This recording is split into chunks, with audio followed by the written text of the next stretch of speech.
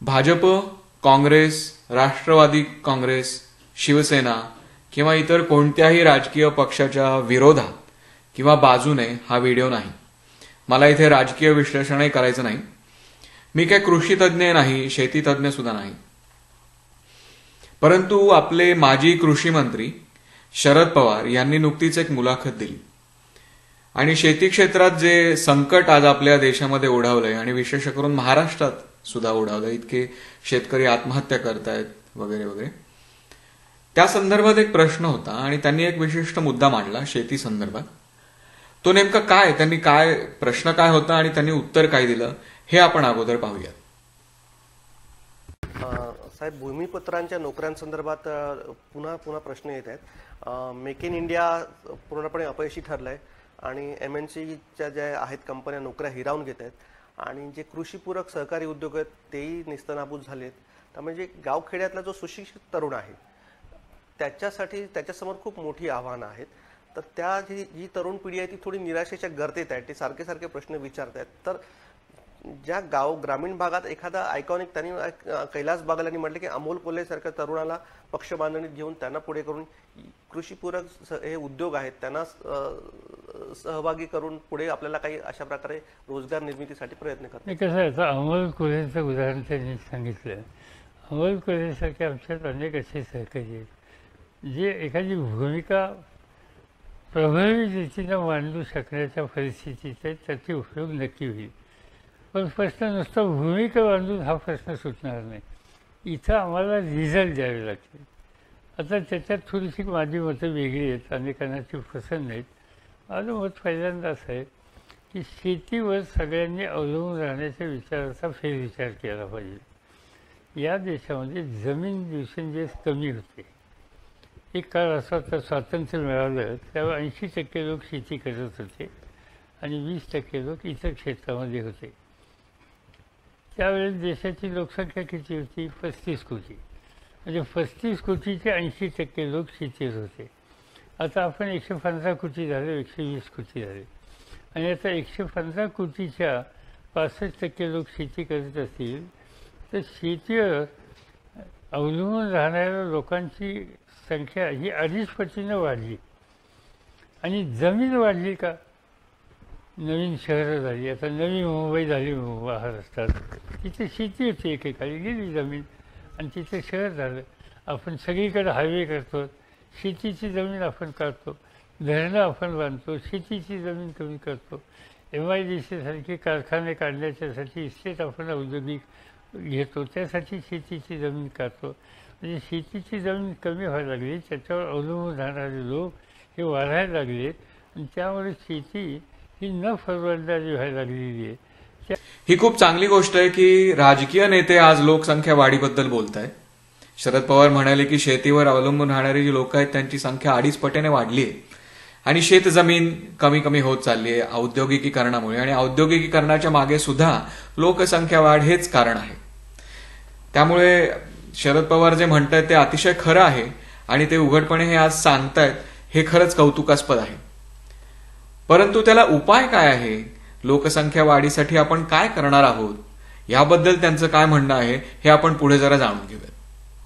या शेतीचा अधिक लोकसंख्या आणि तरुण पिढीला सहन करण्याची क्षमता कमी व्हायला लागली. म्हणून तरुण पिढीला देशात कुठेही जाऊन कामधंदा उद्योग करायच्या संबंधीच्या संधीला प्रोत्साहन दिलं पाहिजे आणि आम्ही हे ठरवलं पाहिजे की आम्ही कुठेही जाऊ.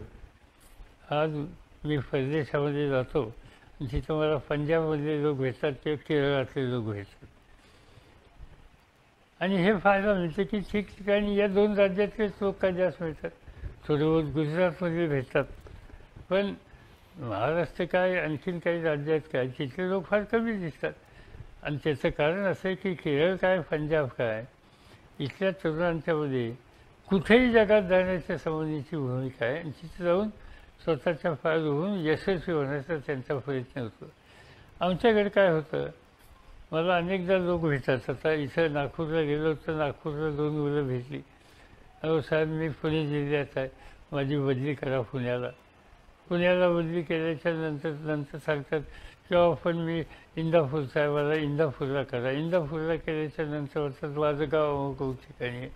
म्हणजे सगळेजण आपल्या गावाच्या जवळपासच राहण्याच्या संबंधीचा प्रयत्न हा विशेषतः मराठी कुटुंबियामध्ये मुलांच्यामध्ये असतो. मला असं वाटतं ते सोडलं पाहिजे, कुठेही जायची तयारी ठेवली पाहिजे. नोकरी कामधंदा ज्या मार्गाने ज्या पद्धतीने करता येईल तो केला पाहिजे. अगदी तुम्ही बघा रस्त्याने अगदी गाड्या वाढल्यात, वाहनं वाढलीत आणि कुठेही एखादी कार पंक्चर झाली तर पंक्चर काढण्याच्यासाठी एक लहानसं दुकान असतं आणि ते दुकान चालवणारं काम विशेषतः केरळातला माणूस असतो, त्याला अण्णा म्हणतात. ते कुठेही पंक्चर काढणारा केरळातलाच का असतो आणि तो इतक्या लांबून इथे येतो, कुठे राहतो. त्याचं कारण व्यवसायाच्यासाठी कुठेही जाऊन कष्ट करायची त्याची तयारी ती थोडी आमच्यामध्ये वाढवली पाहिजे. आम्हाला नोकऱ्या हा एकमेव मार्ग नाही, नोकऱ्या वाढवल्या पाहिजेत खरं आहे, पण त्याच्यावर स्वयंरोजगाराच्या बद्दलच्या ज्या कल्पना आहेत त्या दुर्लक्षित करून चालणार नाही. स्वतः हळूहळू उद्योजक बनण्याच्या संबंधीचं स्वप्न कृतीमध्ये आणण्याची काळजी घेतली पाहिजे. हे मात्र अजिबात कौतुकास्पद नाही. लोकसंख्या आपली वाढतीये, ती आपली समस्या आहे. त्याच्यावर उपाय काय, तर शरद पवार सांगतात की तुम्ही बाहेर जा, तुम्ही स्थलांतरित व्हा, तुम्ही तिकडे जावा, तिकडे जावा, व्यवसाय करा, नोकरी करा, तुम्ही कष्ट करा आणि तुम्ही ते करत नाही म्हणून तुम्ही दोषी आहात. हा काय लोकसंख्या वाढीवरचा उपाय आहे का? की लोकांना सांगायचं की आम्ही आता आमचा देश संपूर्ण भरलेला आहे, लोकसंख्या वाढ इतकी होतीये की आमच्या सगळ्या लोकांना सामावून घेण्याची आमच्यात क्षमता नाही, त्यामुळे आता तुम्ही बाहेर जा आणि तुम्ही बघा. हा काही लोकसंख्या वाढीवरचा उपाय आहे का? हे कधीपर्यंत चालणार? हे तुम्ही कधीपर्यंत असं वाढवत राहणार? शेतजमीन हे एक संसाधन आहे. शेतजमिनीसारखं पाणी आहे, शुद्ध हवा आहे, अशी अनेक संसाधनं आहेत जी लोकसंख्या वाढीच्या मुळे तणावात आहेत. आज भारताच्या लोकसंख्येचा जनन दर किंवा प्रजननाचा दर किंवा लोकसंख्या वाढीचा दर हा कमी होत आहे. जनन दर कमी होत असून देखील आज आपल्या पुढे एवढं मोठं संकट आहे. म्हणजे आपली लोकसंख्या केवढी आहे आणि त्याच्यावरती आळा घालण्यासाठी आपल्याला किती गरज आहे, सध्या किती आवश्यकता आहे, हे तुम्ही जाणून घेतलं पाहिजे आणि हे तुम्ही बोललं पाहिजे. सरकारला तर माझं आव्हान आहेच, परंतु विरोधी पक्ष म्हणून ही बाजू तुम्ही लावून धरली पाहिजे. मोठ्या लोकसंख्या नियंत्रणासाठी एका मोठ्या प्रमाणात संतती नियमन, गर्भनिरोधकांचा वापर, नसबंदी ह्याच्या जनजागृतीसाठी एक मोठ्या प्रमाणावर अभियान तुम्ही चालवलं पाहिजे.